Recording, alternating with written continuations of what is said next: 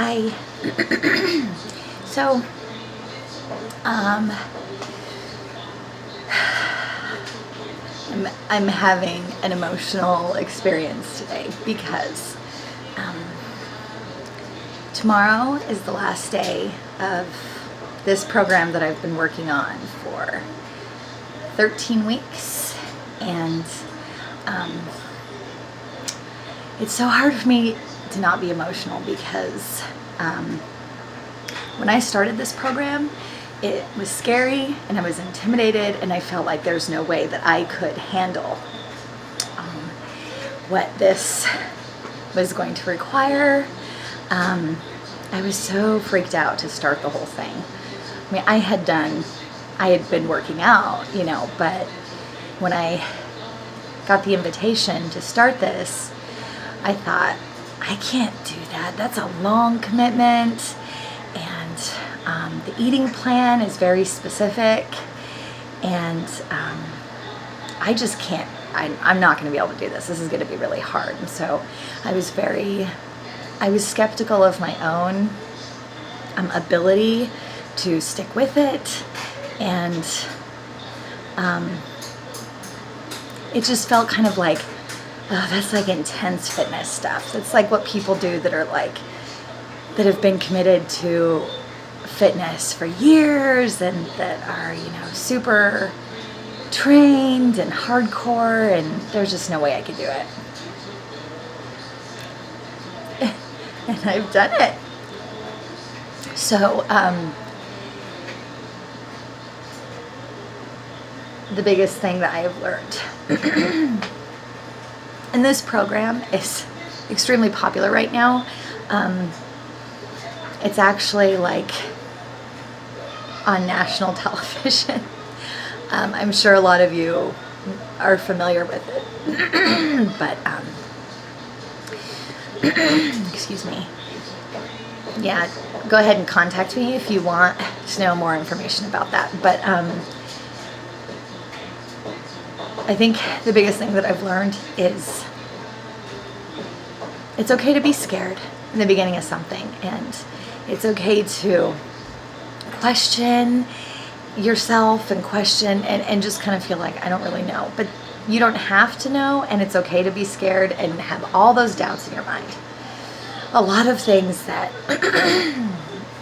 that trainers talk about and coaches talk about are, stepping up to the plate, taking the challenge, pushing yourself, overcoming obstacles, all these things, right?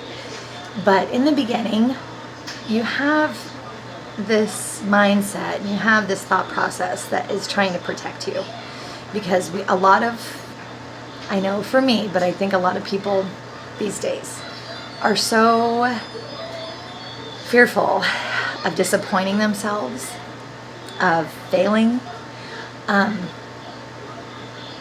of just disappointment is a big fear of mine. I know, and I think that is with a lot of people. I think we fight to protect ourselves from that horrible feeling that we failed, or that we're not good enough, or that it was too hard. All of these things, and we do stay in a very padded comfort zone to protect. I don't think it has anything to do with being afraid of hard things. I think it has to do with trying to not disappoint yourself. And it's really sad. It really is, because I think a lot of us throughout our lives as kids and stuff, I think that disappointment is one of the hardest things in our life lesson to understand and to deal with and to struggle through. When you're disappointed by, or you're let down by people that you love, and it just makes you feel like you can't really count on anyone but yourself. And then if you're only counting on yourself, well, what happens if you disappoint yourself? Then what do you have left, right? Those are very real emotions. It's very real. It's totally okay. I mean, none of this is bad or wrong to feel that way. It's just a natural defense mechanism, because we don't like to be hurt or struggle emotionally. I think that is the biggest thing. It's the physical struggle is not the hard part. It's the emotional struggle. Life can be so complicated. And I think for me personally, setting myself up for a challenge on top of everything else in my life, don't get me wrong, I'm not saying that my life is like this hard thing that I have to deal with regularly. It's not like that. It's just, interacting with other people, with children who their emotions are growing, they're learning how to deal with their emotion, and you have to be there for them. They have to have your emotional support. I mean, like big time. You have to be so patient with their learning process and helping them understand how to deal with emotion. And you have to be so patient and so strong. And sometimes it feels like, I don't have the energy, or I'm afraid that I won't have the energy to push myself in my own journey and then be there for them the way that I need to be. Or your partner, or at work, all of these things, you're trying to step up to the plate for all of these things in your life. And you're thinking, I want to be the best I can be. And when you're standing in front of someone else, well, they're going to take that information from you. And there's no way to reset, right? That impression you make that's laying the pavement.